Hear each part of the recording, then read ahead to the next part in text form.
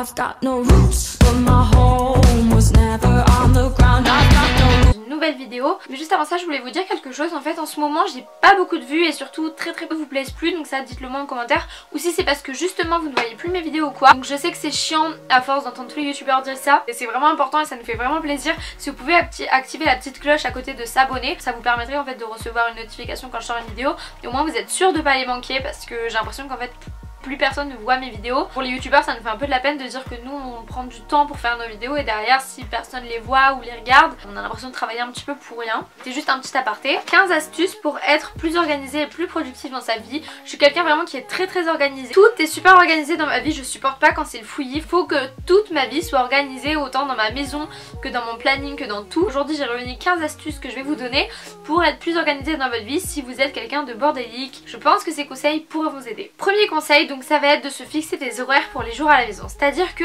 par exemple vous allez passer le samedi chez vous, ça va être une journée où vous allez à la fois vous reposer mais en même temps faire vos devoirs, je sais pas moi, vous aviez quelque chose à ranger, quelque chose à réparer.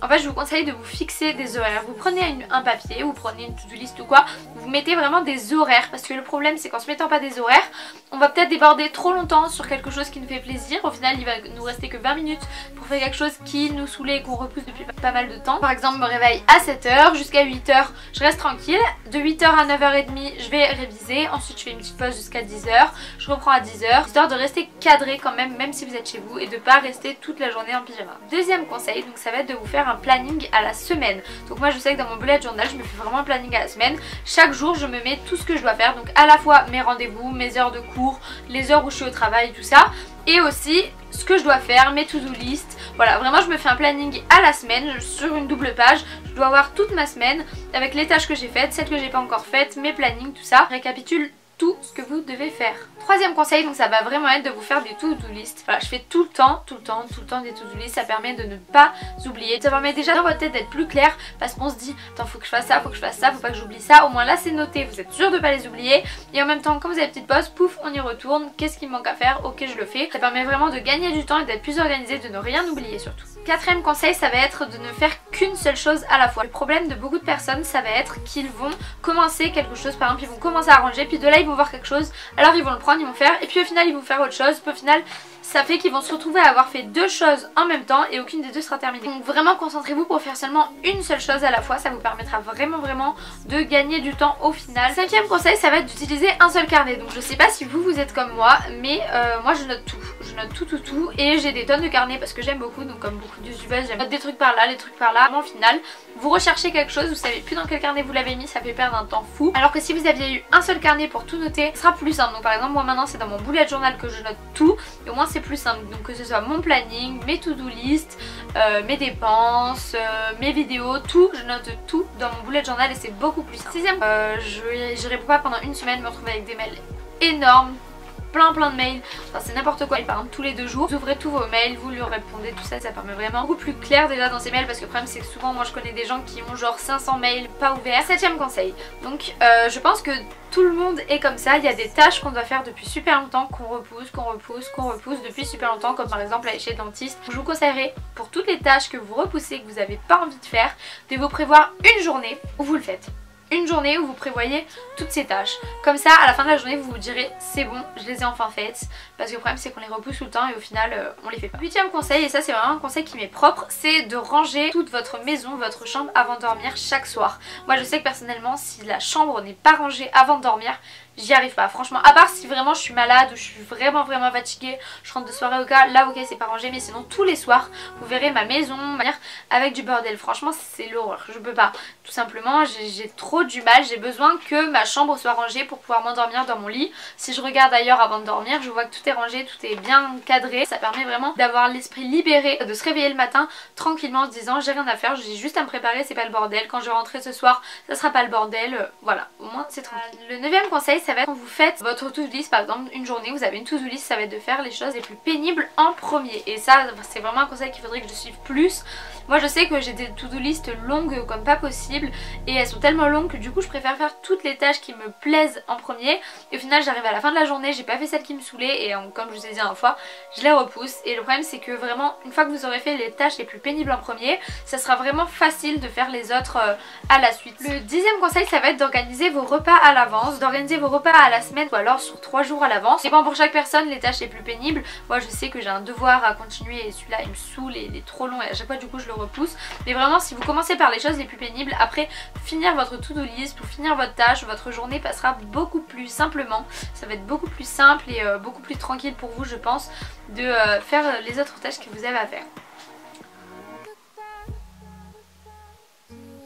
Le 10e conseil, ça va être d'organiser vos repas à l'avance, donc d'organiser vos repas à la semaine à l'avance ou alors sur 3 jours à l'avance. Donc par exemple vous pouvez juste organiser vos repas en écrivant qu'est-ce que vous allez juste vous les préparer, voilà. Soit vous préparez les repas, les recettes juste, soit vous préparez les recettes pour la semaine, ça vous permet le soir d'arriver, vous regardez votre papier, bon bah c'est bon ce soir je fais ça et vous gagnez énormément de temps parce que vous n'avez pas à réfléchir à question, vous cuisez toutes vos viandes ou alors plutôt vous coupez déjà tous vos légumes comme ça, le soir ou le midi peu importe, vous n'avez plus qu'à faire cuire, il n'y a plus rien à couper ni rien et ça va gagner encore une fois beaucoup de temps. 11e conseil, ça serait de vous laisser le dimanche après-midi, la soirée du dimanche tranquillement. Donc par exemple le week-end, si vous avez beaucoup de devoirs, beaucoup de révisions, je vous conseille de vous lever très tôt le samedi matin, vous faites au max le samedi matin, l'après-midi un petit peu plus tranquillement. Le dimanche matin pareil, on se lève très tôt et on refait comme ça à midi après manger. Le dimanche vous êtes tranquille. Le matin autant j'arrive très bien à travailler. Dimanche midi je mange chez mon oncle avec ma famille tout ça. Et quand j'arrive après, je sais pas, il doit être 15 h, j'arrive chez moi. C'est tout simplement impossible pour moi de me mettre à faire mes devoirs. Je conseille en fait tout simplement de ne pas prévoir de faire vos devoirs le dimanche après-midi. De vous laisser l'après-midi tranquillement à regarder la télé, à rester avec votre copain, à aller vous balader, à aller voir des amis. Le soir pareil, à vous faire un moment cocooning tout ça.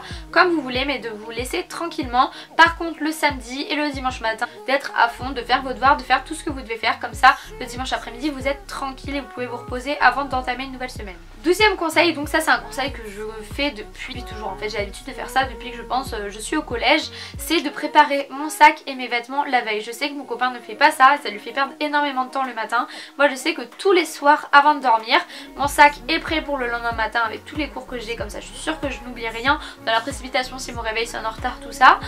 Et aussi je prépare mes vêtements, mes chaussettes, mes sous-vêtements, tout comme ça. J'arrive, je prends sur ma chaise, je mets mes vêtements, je prends mon sac, mon manteau, tout est à côté. Comme ça le matin c'est tranquille. 13e conseil, ça va être de débarrasser la table juste après manger. Le problème de beaucoup de personnes c'est qu'en fait après avoir mangé de pas forcément débarrasser toute la table, vous allez peut-être débarrasser juste les choses qui doivent se mettre au frigo et laisser vous dire bon bah je regarde un petit film et j'irai débarrasser après.